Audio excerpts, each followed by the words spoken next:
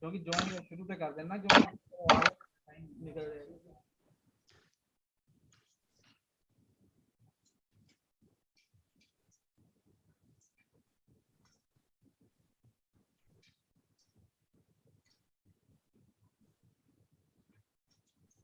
Namaskar, hearty welcome to fourth session of the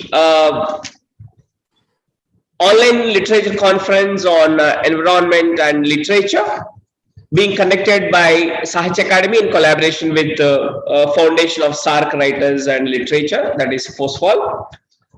And in this conference, we have SARC countries, Bangladesh, Bhutan, India, Myanmar, Nepal, Sri Lanka, and Thailand are taking part in this conference. And this fourth session is devoted for paper presentation. And here in this session, we have, in fact, 5 papers. Govind Giri Preran from Nepal. I think sir has just now joined. Welcome to fourth session. And we have Sarkar Abdul Manman from Bangladesh. We have Samantha Ilang Kwon from Sri Lanka. And we have Asim Srivastav from India. And the chair of today's session, Sri Anil Sood from India, who is also going to present a paper on today's topic. Now, may I request the chair to kindly start the proceedings of this fourth session. Thank you very much, sir. Ji. Thank you. I think screen, other pen, I cannot see. Yes. Yeah. So, Govind Giri ji नमस्कार। नमस्कार। मैं अनिल सूद दिल्ली से। मैं एक writer तो हूं पर साहित्य लिटरेचर राइटर नहीं हूं। मैं कॉमन कॉज और आम आदमी की प्रॉब्लम्स को थोड़ी सी सरकारी भाषा में लिखने की कोशिश करता हूं और लड़ने की कोशिश करता हूं और लगभग पिछले 30 साल से मैं यही काम कर रहा हूं। तो आज सुबह जो मैंने सुबह के सेशन में, इवन जो लास्ट सेशन था, I was very pleasantly surprise कि आर्टिस्ट भी इतने सिंसियर और इतने सीरियस हैं इस बहुत बड़े मुद्दे को लेके। और मेरा मानना ये है कि अगर आर्ट फेटर्निटी इकट्ठी होकर लिखना शुरू कर दे तो इससे बड़ी फोर्स कोई नहीं हो सकती। जी जी। An artist can change the mind of the people. So I'll go over to you first. Let us introduce ourselves to the audience and then start with the program. Over to Mr. Giri. Thank you very much. First of all, greetings from Nepal. This is Govinda Giri Prerana from Kathmandu, Nepal. Actually, I divide my time in Nepal, India, and US.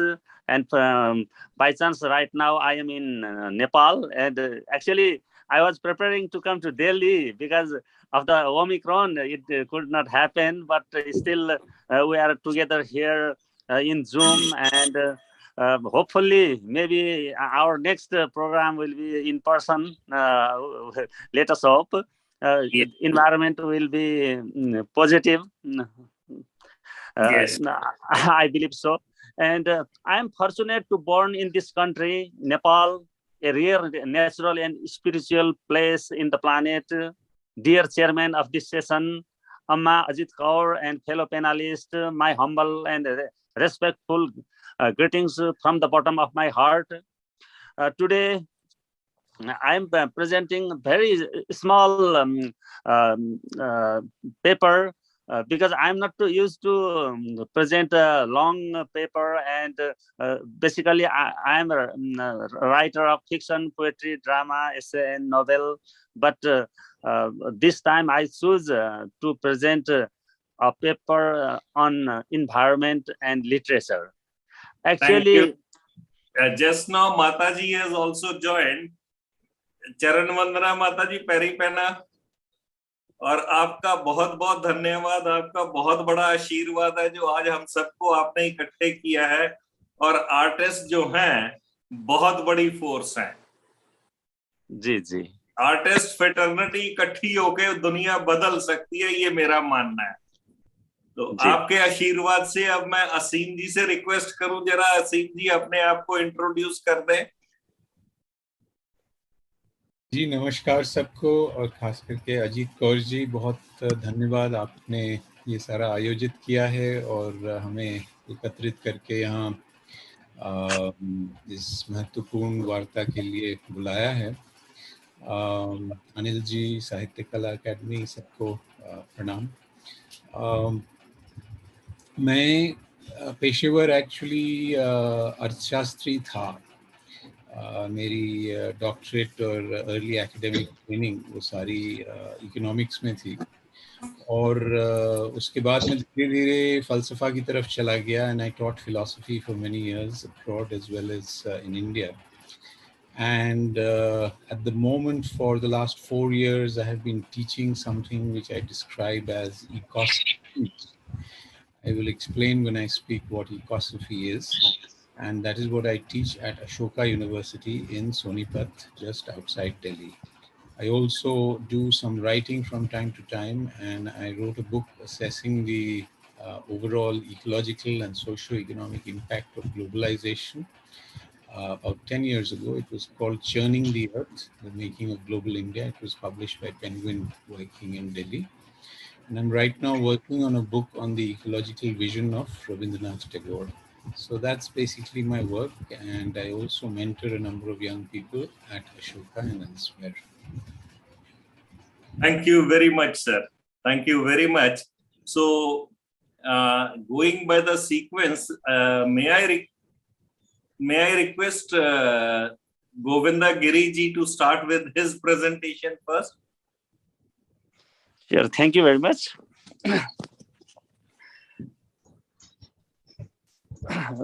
Environment and literature. Actually, the whole world is governed by environment. And environment, in my humble opinion, there are different perspective of environment, like physical environment, social environment, spiritual environment, political environment, cultural environment. These are some of the environment we can see that affects the life of human. And basically, the writer who, in ancient time, they were very much influenced by the nature. Natural environment was the key environment position that many writers wrote poems. Basically, the writing was started by there was no writing before. There was verbal. People used to sing the song of nature and flowers and everything. It started like this, but later it came to the writing, and when the writing started, the environment influence very significantly changed the system of writing, because there are so many things in environment that is influenced that has been influenced to the humanity and people. Right now in 21st century, we are getting the challenge from the global warming. That is also one of the key factor of environment. And many writers, they are very much worried, and they have started writing papers and books, and they are going to debate how we can make this our good earth like before, because human all the people from the around the world, they are making this world better through science and technology. But at the same time, they are also ruining the natural resources, nature, and environment also. These two things are very much crucial because if somebody is sick, there is a hospital. The science and technology saves the life. But at the same time, there is a natural disaster on the other hand that is destroying our humanity. So, in my humble opinion, in literature, there is also now a little bit crisis through this environment, because if a writer is not in a good environment, he cannot create the real literature, because there are the influence of the environment that they, they cannot go forward and make this world good like before. Because in my humble opinion, if we create our social environment, spiritual environment, political environment in the right way, then people will be benefited and people will be happy. Because happiness, if we write literature, the first thing is we should be happy, and we need to make people happy. For that, the environment plays a vital role.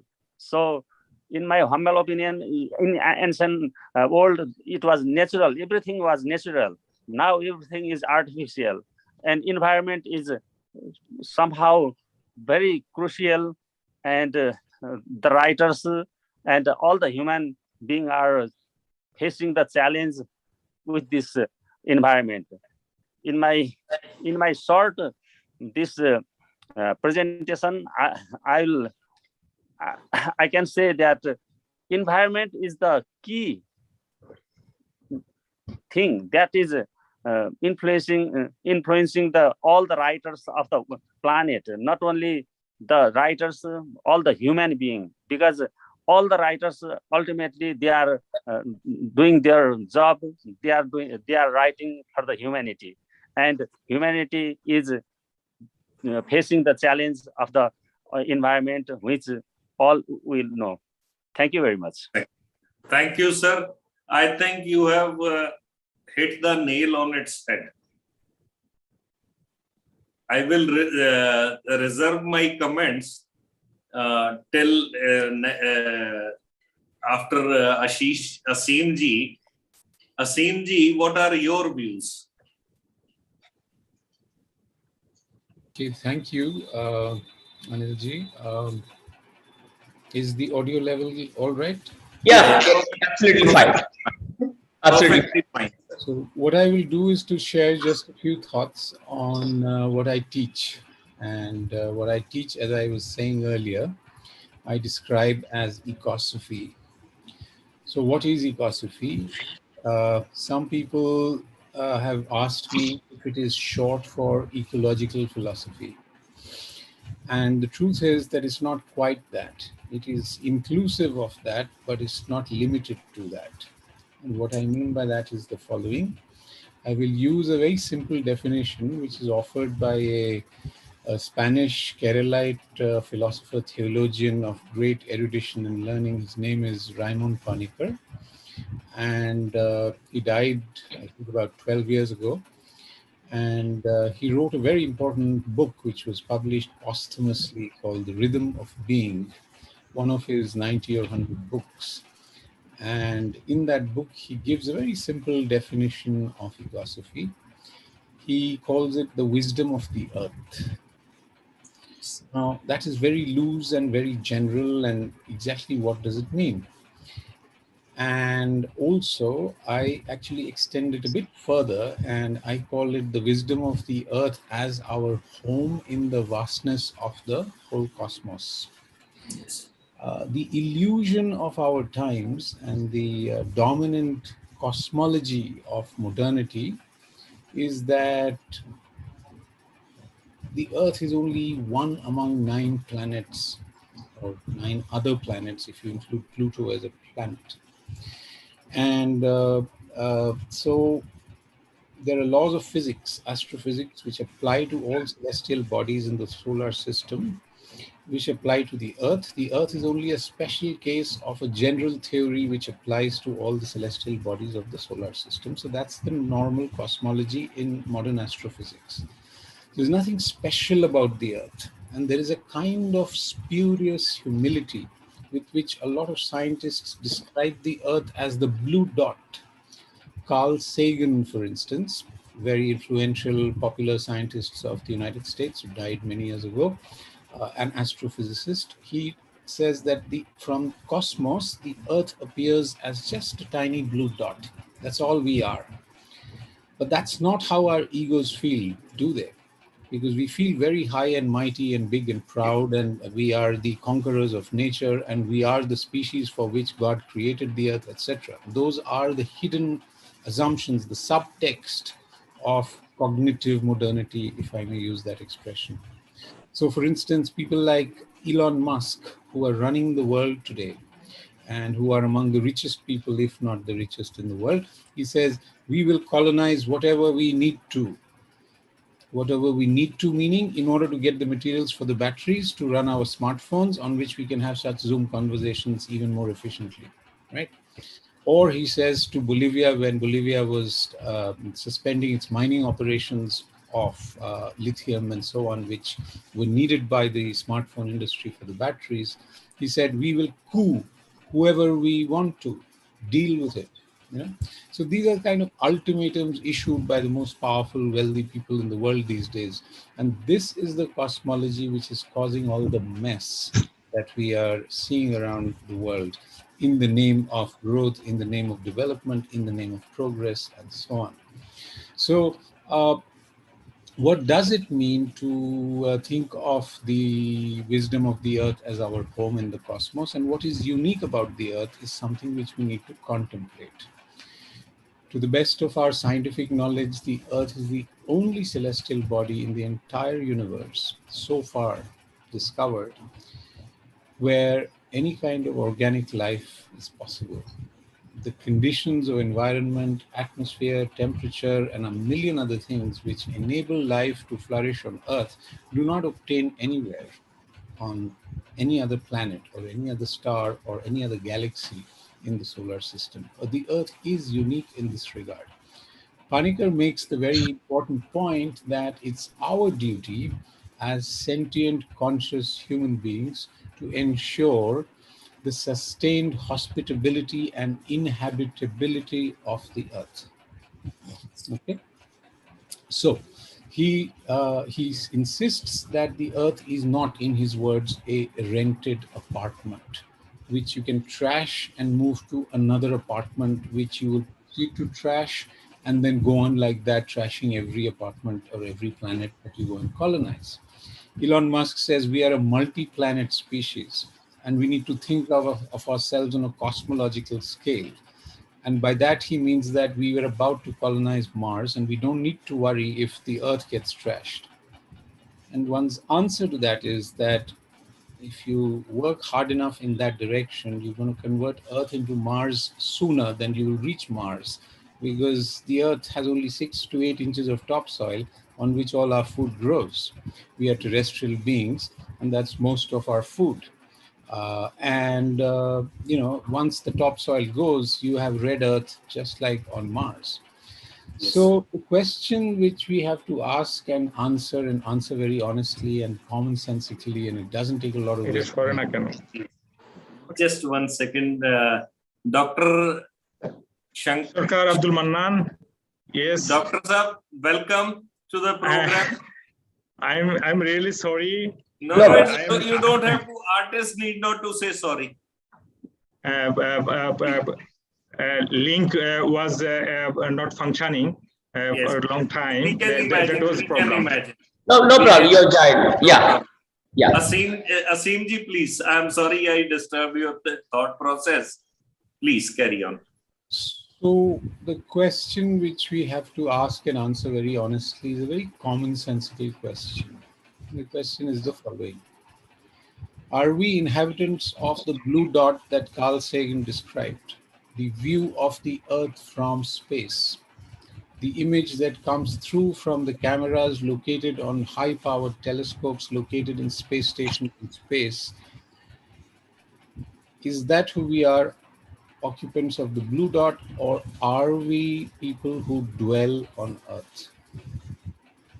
And the difference in perspective is vast, and the danger of spurious humility is actually ecocide. That's what you risk if you lie about the fact that you are humble when you're in fact very proud. So that's the problem as far as I see it. Now, many of you would remember the IBM tagline, which is globally very popular. And IBM says, let us build a smarter planet. Let us build a smarter planet. Pause and think what is being said. Number one, what is being said is the planet was built in the same way as a building is built by modern man. All the evidence from evolution suggests it was not built, it evolved. There's a difference between evolution and construction. They're Yes. very different processes. Absolutely. First point. Second point, let us build it. Okay. The assumption again is that the planet is stupid. Yes. We are here to smarten it, make it more intelligent, make it more responsive to human needs and desires and ambitions, so that all our children grow up to fulfill their aspirations in the way that the advertising on TV screens wants to make them do. Right? That's the second thing. The third is there is an us. And this us is a homogeneous entity, a collective pronoun. In other words, Elon Musk down to the taxi driver, the rickshawala, everybody's involved in building this planet. When in fact, the number of people who are supposed to be building this planet, or rather the world, which is going to be the norm for everybody, is a handful. I mean, a few plane loads of people are deciding for the whole world how we are to live.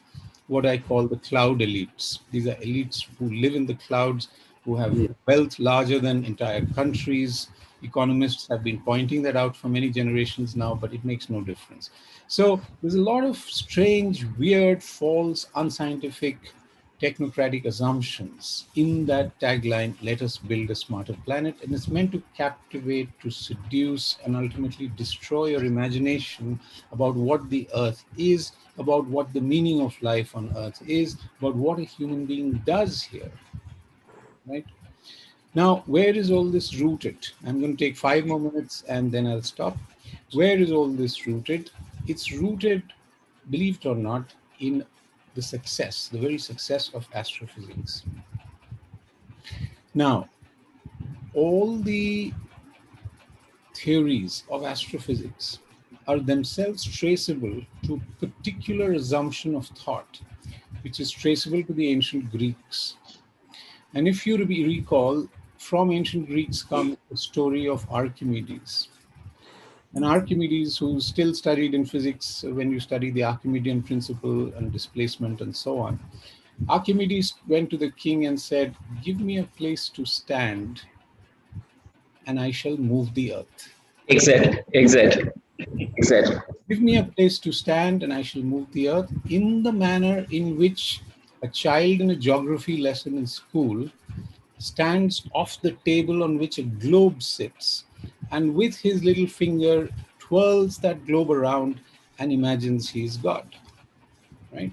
Now, the truth is nothing is more deceiving because nobody can actually stand outside the earth. Yes. Forget about being able to move it.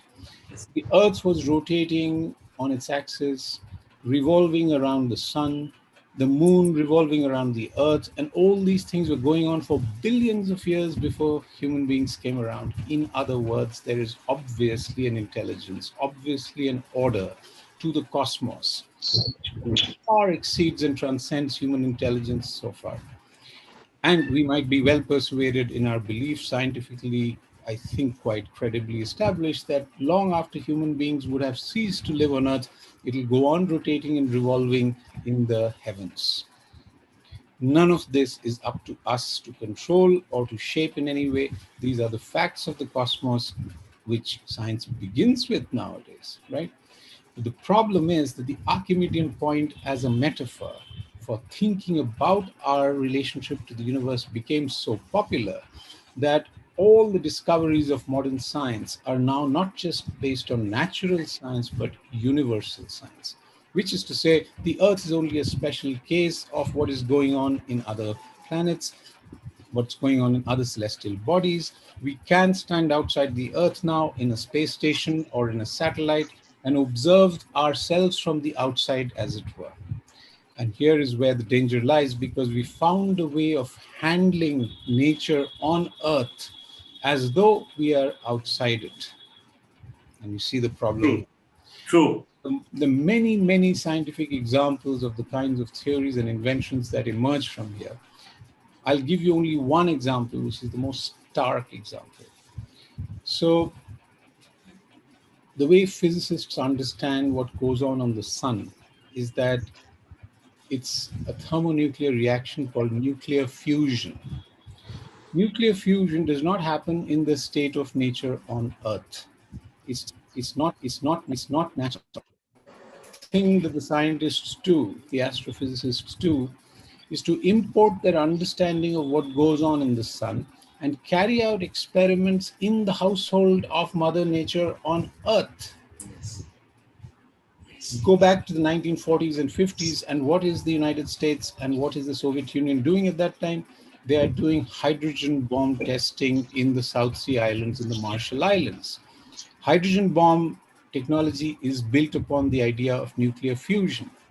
When you are blowing up a hydrogen bomb on Marshall Islands, you're actually doing something which is not natural and which is alien to the household of nature on Mother Earth.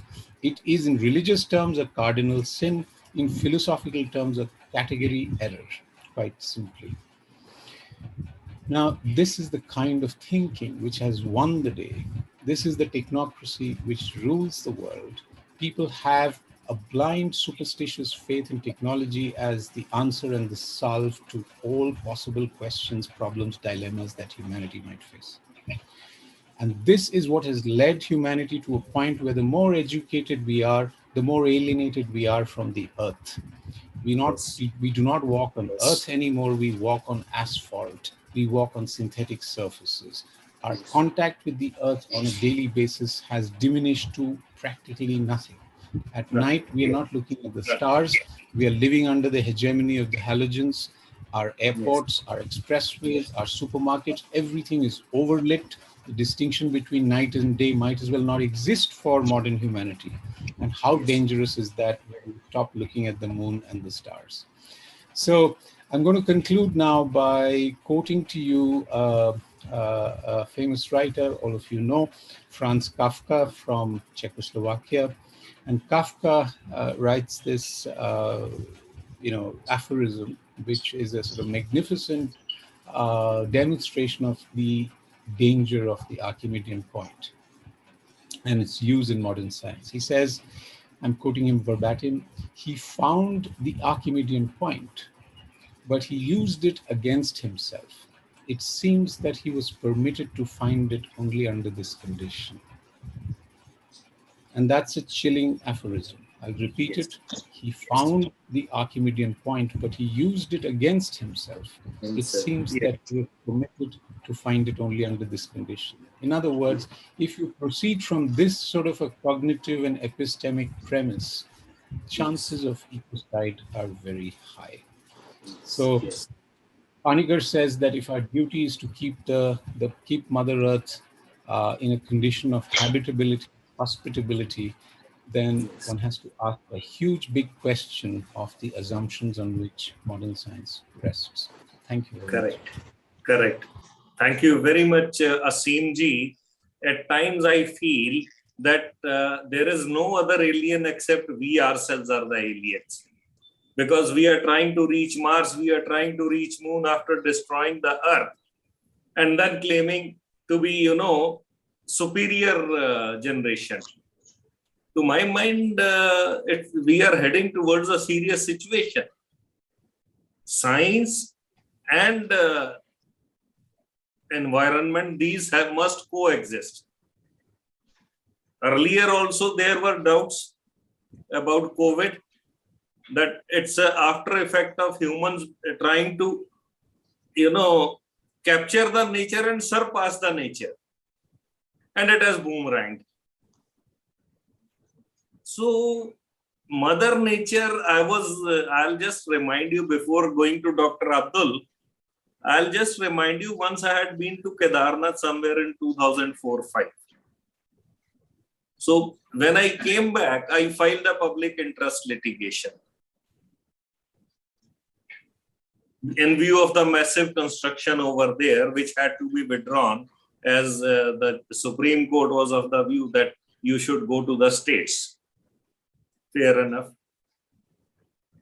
After 11 years, Mother Nature slightly shook its head.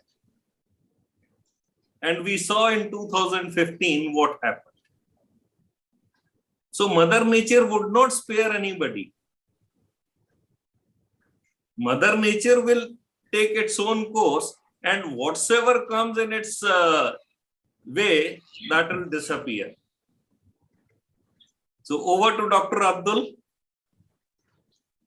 Dr. Abdul, please unmute yourself. Yes, my name is Sharkar Abdul Mannan. Sharkar Abdul, I Mannan, pronounced short. Sharkar Abdul Mannan, I am from Bangladesh.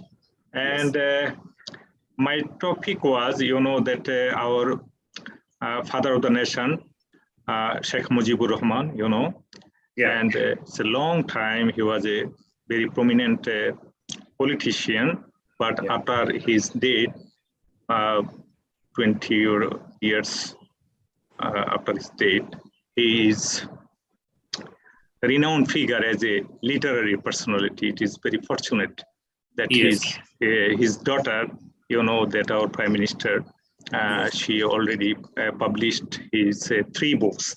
And one book, this name is Oshamapto Attojiboni. And that means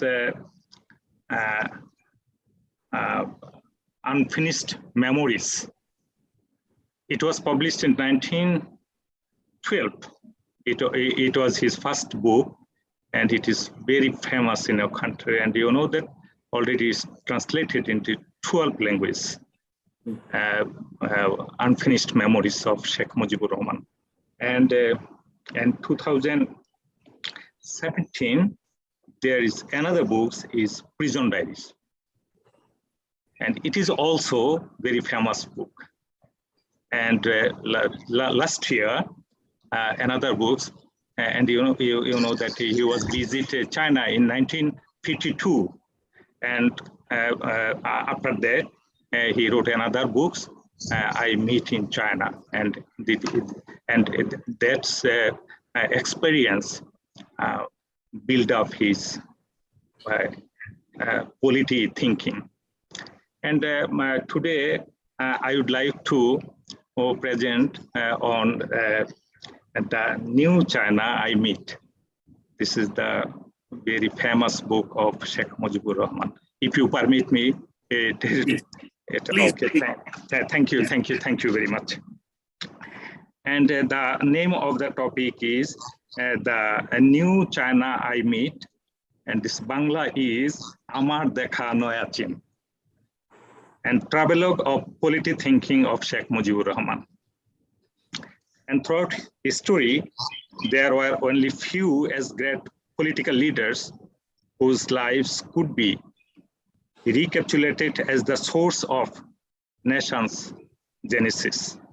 But for Bangabandhu Sheikh Mujibur Rahman, his another identity was that of an author. In 2000, earlier I said, in 2012, when his first book, The Unfinished Memories, the Bangla is Oshamapto Attojiboni, was published, many could not foresee the budding writer in him. So Sheikh Mujib wrote this book. Really? That initial surprise was soon replaced with an awe for the one of a kind, lucid narrative coming from the leader who himself was the protagonist of an epic, that the liberation of Bengali nation was. Later in 2017 and 2020, Prison Diary and The New China I Meet were published. As a person void of vanity, Bangabandhu must have been bashful if someone were to address him as an author in front of him. But today, his niche among the eminent author of Bengali literature is widely discussed. As a wise leader with exceptional political prose, Bangabandhu must have envisioned the imminent freedom of his pupil and that the responsibility to run the newly liberated country would be upon him. Hence, he believed that it gained the necessary enterprise required for the purpose. Drawing knowledge from real life experience was of utmost importance. Amar Dekha Noya Chin depicts how his visit to what the called New China shaped the way he would later on implement his vision in the making of Bangladesh. In the introductory version of the book, he wrote, I got parole in 1952 after the language movement. In prison, Maulana Bhashani, one of the great leader in our country, Maulana Bhashani often used to tell me, if you ever get to go out, do visit China. I thought about it too. Within a short time, they have gone great height in development. Their news did not reach us at all. It was all abstract, but for whatever information that did reach us, I always wanted to see the country myself. Bangabandhu's dream to go to China soon came true. He was only 32. His stay was scheduled from 2nd to 12th October 1952, when almost 11 days, but later he made it to 25 days for his quest to discover more. The purpose of his visit was solely driven by the urgency drawing on him to familiarize himself with the model and strategies of a rapidly developing country. Visiting popular tourist spots or the thought of enjoying while away from politics did not cross his mind for once. The only thing that overpowered him was the cause he fought for, his cause to build a nation, build Bangladesh. But there's something more to it that many would overlook. That is Bangabandhu's concern and consciousness for post-colonialism and hegemony. How even a single country was not free from the imperialist America. That supreme control had its roots in the American monopoly on the whole communication technology. So their news, quote, their news did not reach us. And more importantly, it was all abstract. Then the questions arose, how abstract it? As we later learned from these books and space his strengths against the imperialist power for the deprived, underprivileged, distract was declared in his book. Amar Dekha Noya Chin holds a testament to Bangabandhu's determination to establish peace and harmony in his homeland and his ownness with his pupil. During his stay in China, he met and spoke to people of all walks of life, listened to their contentment and satisfaction about their government, learned about their drives, cultures, and lifestyle.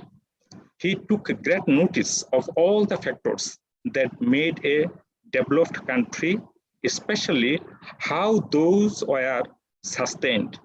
He evaluated the consistency of what he read in papers on the then Chinese statistical account of Human Development Index, service economy, etc., with what he saw the observed overall mass satisfaction and people's well-being here. One of the things that he was rather surprised to see was that female laborers went to work leaving their children in nursing home. This was what made him curious to know more about Chinese familial structure. Bangabandhu appreciated the Chinese government's as well thought out plans that their proper execution. I was really, quote, I was really satisfied seeing the development of new China, he wrote. But as an impartial and bold politician, he also did not avoid expressing his disappointment for the lack of freedom of speech and frequent restriction on the democratic right of the Chinese. At a time when most Bengali could not even imagine women working beside men and running errands, Sheikh Mujibur Rahman envisioned the structure of a country with gender equality and equity, where men and women would equally contribute to nation development. Alluding to what he saw in China, he wrote, there it is not like only men work outdoor and women stay indoors, both are deemed equal, and so is their contribution. Bangabandhu was not a theorist or was the versed in fields like post-colonialism, subaltern studies, gender studies, hegemony, etc. But he can you be a little precise? Oh yes, just I try to end. Yeah. And you know, yes, and you know that this in 1974, Bangabandhu, his political ideas were rapidly changed, and this model was what I know. This model was made in China in 1952, and Amar Dekhano Chin. It is the basic ideas in political ideas of Bangabandhu, and this language is very very solid, and yes, and there is no theory, political theory, and it is very lucid, so that this book is very famous in our country. Thank you very much. Thank you, Dr. Abdul. I think Bangladesh is doing exceptionally well, almost in all walks of life, and it has taken over the space which was enjoyed by other countries till few years ago. Yeah. So that way, at least Bangladesh has done very well, and its credit goes to the people of Bangladesh. Yes, obviously. So yes. Now, with your permission, can I say something? Yes. See, as Govind Giriji had said, there is a destruction. Yes, it's right. There is, and Asimji reiterated, there is no planet B. Yeah. There is only one Earth, one Mother Earth, and that's the only planet which is having life today. And we have made it so bad, our actions, our activities. If we go to our ancient wisdom, see, every temple, every religious place was situated among trees. Yeah.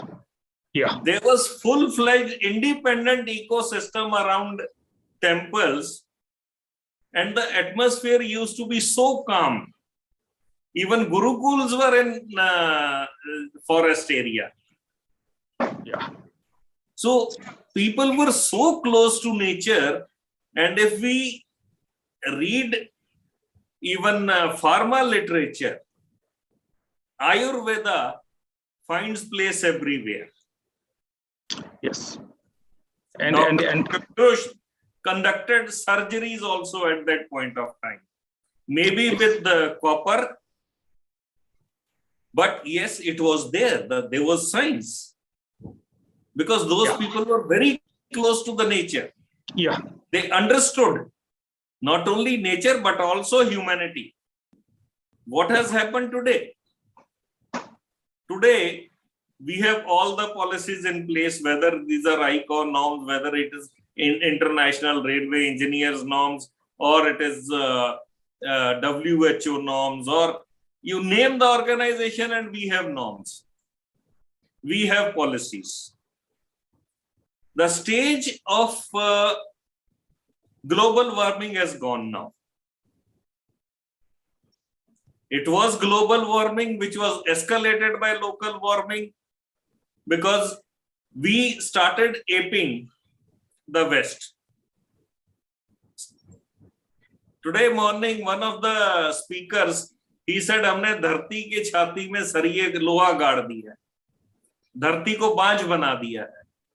And he is very right. He was absolutely right. And one of the poetesses from the previous session, she had described trees and leaves so well. Today we don't want trees in the cities, despite there being legal protection, statutory obligation on not only on the people but also on the authorities. Yeah. Today, I am surprised. I had been right, as I said at the beginning of the program, you were not there. I am also a writer, but of a different kind. I write on people's problem, common problems, common causes. And I fail to understand that despite being policies in place, situation is going from bad to worse. Yeah. Earlier, there were few cities which were highly polluted. Now, almost every country has highly polluted cities. Flash floods have marooned every city, every nation. Why so? Were they not able to plan? Were they not supported by scientists? And even today also, are they not supported by scientists? The amazing part, what I have seen in some of the reports which are with me, of course, I will not name the organizations and people also.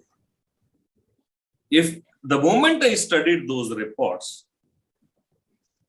to me, those reports look more of a Perry Mason story.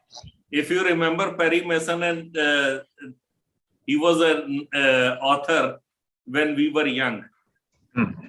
Sensational stories. He was a lawyer turned author. So most of the policies to me look like Perry Mason stories.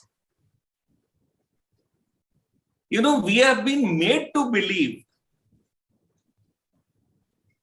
by governments, by media, and by political party, and coupled with the social media, that you, the citizens, are polluters.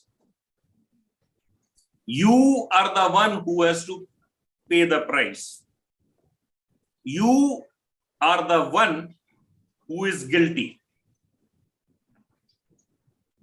When I read those reports, and when I started searching certain documents which were in public domain earlier, all those documents have disappeared.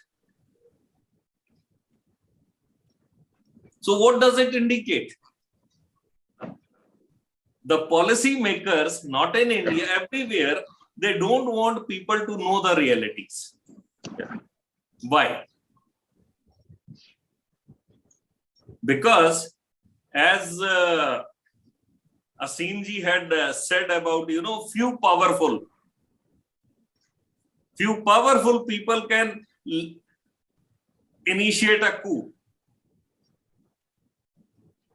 He is very right. What is COVID vaccination? I had been part of a trial committee of hospital chain. So the standard period is 3 years for conducting clinical trials. Now, how come within 6 months we concluded those clinical trials which had to be spread over 3 years? This is my assessment. Now you reduce the period of 3 years to 6 months, almost 20%. Then all the pharma industry started with COVID vaccination, A plus B, and what all they could imagine, the future possible variants XYZ. So within 6 months, vaccination came with supposed identification of ABC plus XYZ. Right?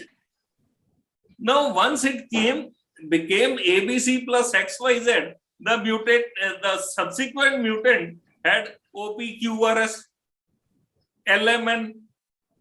Now, how do you expect the vaccination which has ABC plus XYZ to treat LMNOP QRS? And the worst part is that people are made to believe that yes, this vaccination is working, when nobody knows what is the nature of virus, what is the bacteria, how can you treat? So to me, it looks like, again in my personal view, of course, I have written on this also, that environment today is a victim of policy paralysis. Yeah. And to satisfy the greed of few corporates in every country. And those few corporates are a handful of people, those who gave a declaration of COP26. 300 people hiring private jet,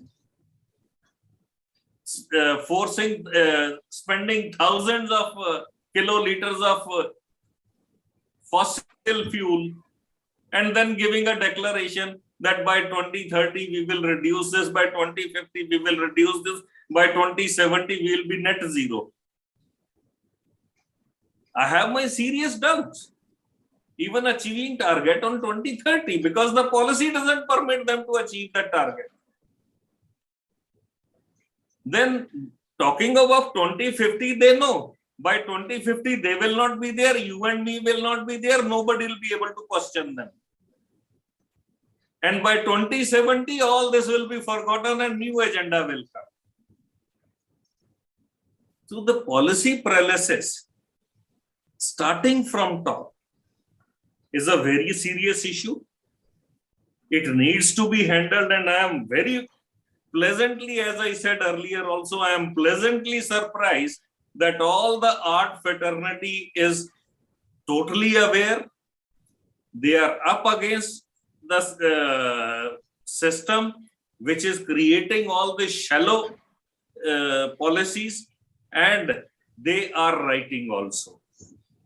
Once you all collectively start writing, I am sure this policy paralysis will go, because art is a very strong medium. I remember 300 years ago, no, not 300, I think, when Napoleon was heading, a railway station and railway track was to be laid down. And an artist, a painter, came to know about this project. He painted a picture, half of forest, and sent to Napoleon. Napoleon stopped construction and stopped deforestation. That is art. That is the strength of art. That is the power of art. So literature and art both go hand in hand. In poems you find trees. In poems you find flowers. In poems you find birds. In paintings, you find trees. In painting, you find flowers. In painting, you find blue sky. In paintings, you find blue water. If these are not there, imagine the state of mind of an artist or a literary person. So for this, I am very sure that art fraternity will come together, join hand, wherever they are, to protect Mother Earth, to protect the soil which gives us food, because lot of activity happens below the earth between the trees also, roots of the trees. We may see stem, leaves and branches above Mother Earth, but below Mother Earth, even these trees, the roots of the trees talk to each other. Give and take happens. That is the give and take which, by virtue of which even trees also prosper. So we need to learn from roots of the trees. Collectively, we need to take up the cause and make sure that policy paralysis is finished. Politicians and policy makers are taken to task by the artists so as to prevent this Mother Earth. And with the blessings of my mother Ajit Kaur ji, what I am thinking, that all these, whatever I have written and espoused in last 30 years, to convert into a book titled as Unheard Citizens. Because in this entire frame of policy work, none of us are heard. So with this, I think with the permission of Sahitya Academy, I think I have slightly overshot. No. Thank Thank you. Mataji for giving us an excellent opportunity to interact with each other, to know each other, to share our thoughts. And thank you, Sahitya Academy, also for giving us an opportunity for such a beautiful interaction. Thank you very much.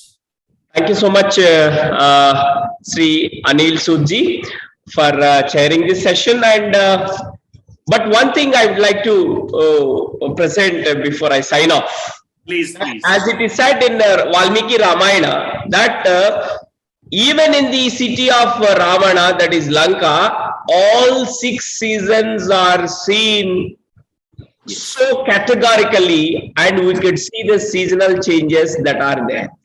Yes, yes. Which means, see, as the chair rightly pointed out, that as long as it is also been pointed out by Sri Asim Srivastav ji, that as long as our thinking process of does not changes, as long as our pollution of thought does not changes, I think things would remain forever like this. And as Archimedes' theory has been pointed out by Srivastav ji, that give me the point of what your support, I shall lift the air. I think this is the right platform to understand the what you call the need of R, and to take the roots. If you take care of, as the chair is rightly pointed out, that trees do talk themselves through their roots. So hence this is the high time to think and react about all these things. And thank you so much all the participants, right from the chair, Anil Sood ji from India, Govind Giri Preran from Nepal, and Dr. Sarkar Abdul Mannan from Bangladesh, and Asim Srivastav ji from India for presenting your beautiful papers and sparing your valuable time with us. And on behalf of Dr. K. Srinivasa Rao ji, Secretary Sahitya Academy, and Dr. Ajit Kaur ji ma'am, I sincerely thank all the participants as well as the viewers for devoting your time for this what you call online conference that is devoted for environment and literature topic. So with this, the today's program will come to end, and we shall meet tomorrow exactly at 10 a.m. with a poetry session